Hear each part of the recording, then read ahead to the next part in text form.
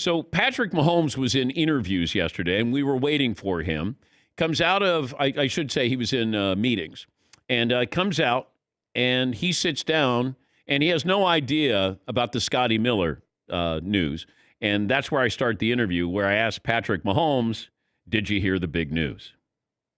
I did not. What's the big news? It's all over the facility, I'm guessing. What Scotty Miller, the Bucs wide receiver, had to say? No, I did not hear it. He said that he is the fastest player in the NFL, and he says he's faster than the cheetah, Tyreek Hill. Oh, man.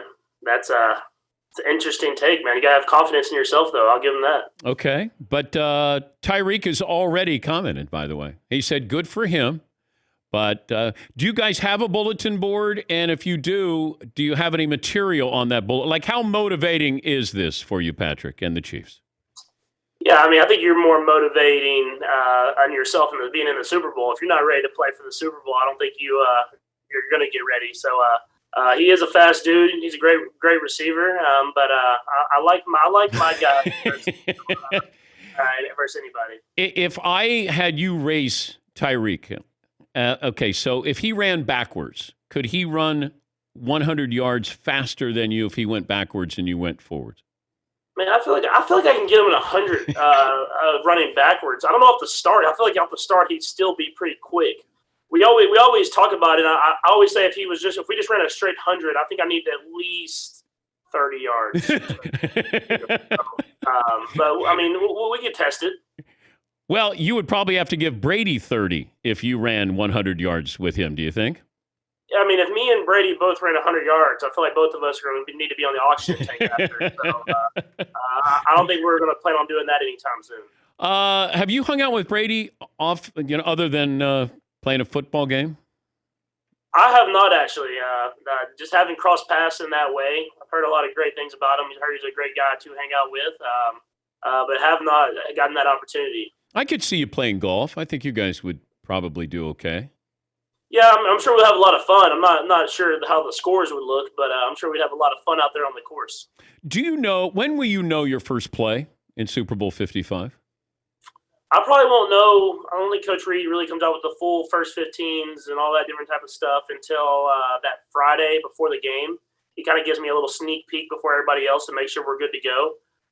But you'll have a good idea of what he's thinking kind of during the week. How much input do you have in that?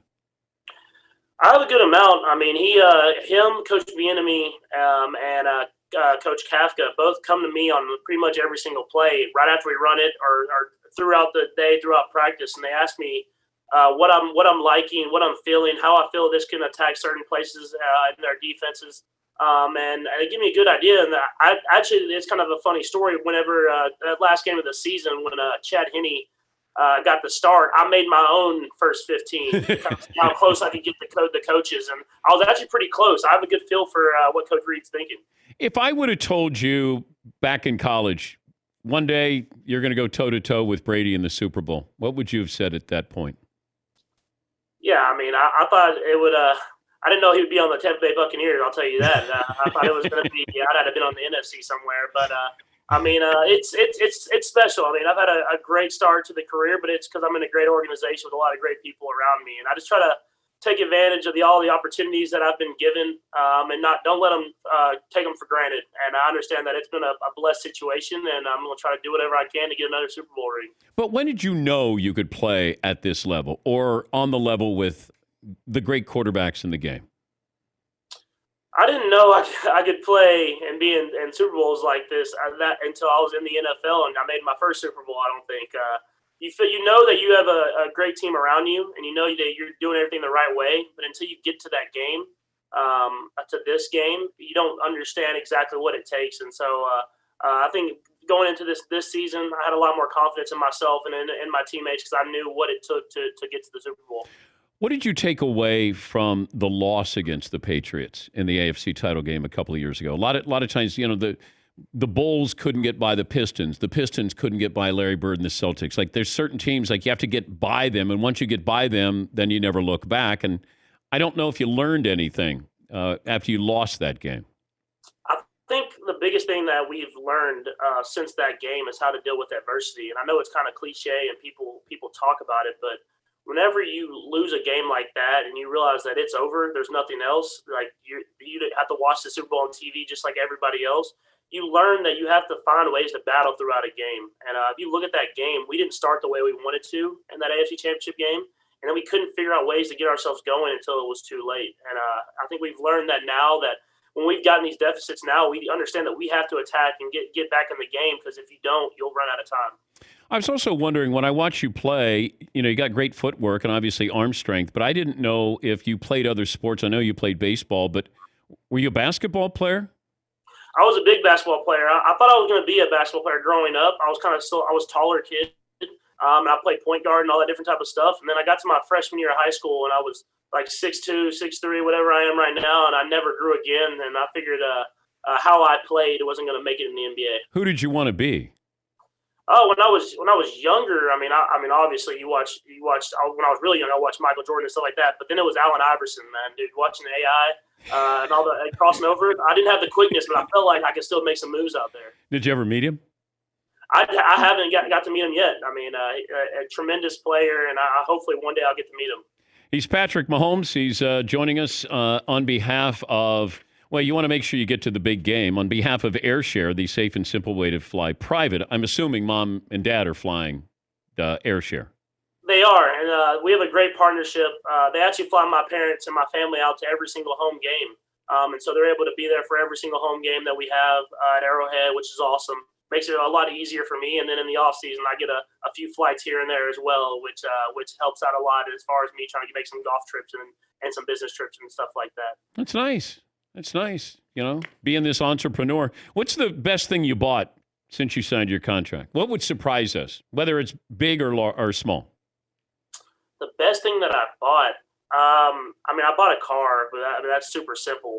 I feel like everybody buys a car. I actually bought a plot of land that I'm going to build a house in Kansas City. I figured my contract has a couple years on there, so I'll be here for a little bit. So I got a plot of land, and I'm going to build a house out here. Would you have a mini football field, a basketball court? Like, you're going to have the full thing? I know you're having a daughter, so, you're going to... Oh, yeah. Oh, no, I do have I'm going to have a half a football field so I can get some work in with some guys out there. I have a basketball court, but don't tell Brett Beach. That's not for me. That's for the kids. Of course it is. But he'll have a little golf stuff out there as well. We had Aaron Rodgers on a couple of weeks ago, and I said, look, I'm watching Jake from State Farm. The arms are getting a little too big. I'd like to test Jake from State Farm, Patrick. I think he might have some illegal substances in there. Dude, all of a sudden, man, the year before, he came out, he was kind of a fit dude, and then all of a sudden the next year, I'm like, man, dude, you're making me look small over here in these commercials, dude. You got to at least calm it down a little bit. I think it should be in your contract. He has to wear long-sleeve shirts. He's at least got to wear a little bit looser shirts. That one when we were playing cornhole, he came out with spandex, dude. He was looking huge. I had to puff out my chest a little bit. Well, Rodgers went short sleeve in the next commercial. I don't know if Aaron was doing a party pump, but I wouldn't mess with Jake. I really wouldn't. Yeah, I'm going to have to get him out here, maybe play a little bit of fullback tight end for us, You might have to make some plays out there with it. You're good with Kelsey. Bruce Arians said that the Buccaneers have a big advantage by playing at home. And you've already played there this year, and there's no fans, or at least you don't have the true home field advantage. Is it a big advantage for them to be playing at home? We'll see, I guess. I feel like we've had the lucky enough to go there and find a way to win a game. They have a really good football team that's playing better football even than when we played them last time. But at the same time, it's a Super Bowl. You're going to be on the big stage no matter what. But as far as an advantage, we will see, because it's the first time it's ever been done. How many times you go to the line of scrimmage and you go, this is going to be a touchdown? There's certain looks. It's not as much as you'd think. The crazy part is half the time I'm like, oh, this will be a nice completion. And I'll throw it to these guys, and they somehow score touchdowns. And so I'm just running behind them, and I'm just kind of like, oh my gosh, these dudes are still going. You get a lot of good looks, and you understand why Coach Reed calls plays and Coach Bieniemy, and they'll call a play, and when they call it and we get that perfect look, you know there's a good chance that you're going to have a chance at a touchdown. I don't understand what's going on with Eric Bieniemy here, Patrick. I don't think he's going to get a job. I don't understand. What am I missing here? I mean, I know, selfishly you get to keep him, but I mean, he's older than Mike Tomlin, and he hasn't had a head coaching job here, Patrick. Yeah, it amazes me, honestly. I mean, the first year you kind of were like, all right, it was just his first cycle through, and then last year the interviews, and you're like, for sure he's going to get a job. And then this year, I mean, if you look at his track record and the way he's able to coach us, the way he's able to lead men, and which is people say that, but to be able to lead a locker room of people from every different background and every different race and everything like that, and be able to be the leader of the locker room is a special talent. It's a talent, and he's able to do that. And then the way he's able to, go about calling plays throughout the game. And I understand we have Coach Reed, and Coach Reed calls plays, but there's a ton of input on Coach Bieniemy, and he calls a ton of plays in our game plan, and it just gets overlooked. And who knows what it is, but it's a loss for everybody else in the NFL and a gain for us. And hopefully he gets his chance, because he'll succeed with that wherever he is. But if he doesn't, we're glad enough to have him back again. We've come a long way since you dented my my face in the man cave in New York where you threw the football. That was before the draft, where you put it, I think, right on my nose with that large float that I had. You know what? Chiefs should have known right then. They had their guy. Yeah, no, for sure. That definitely, I think, rose me up the draft ranking. I was the second or third round guy before that throw. How's mom, by the way? I was worried about her when you got hurt. And can you make it? Can you tell me? Did you have a concussion, or you just in the concussion protocol?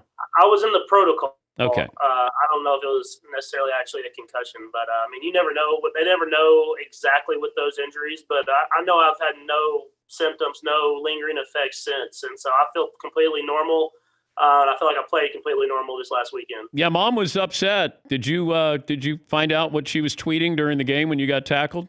Yeah, man, it's hard to. I try to keep my family off Twitter as much as possible. But it's hard to tell your mom what to do, so I let her go. But just being a mama bear. Yeah, you can't scold her. It's normally the other way around, but you can't go, Mom, you can't be sticking up for me like you're getting in a fight out on the playground.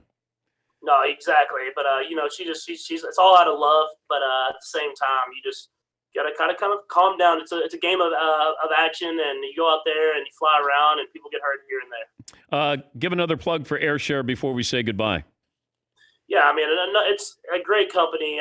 Kansas City based, but have really spread throughout the whole entire country, and been a great partner for me from day one.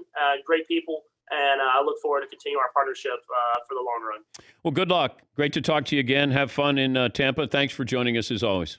Yeah, thank you. Appreciate you. That's Patrick Mahomes. That was yesterday. We taped that after the show.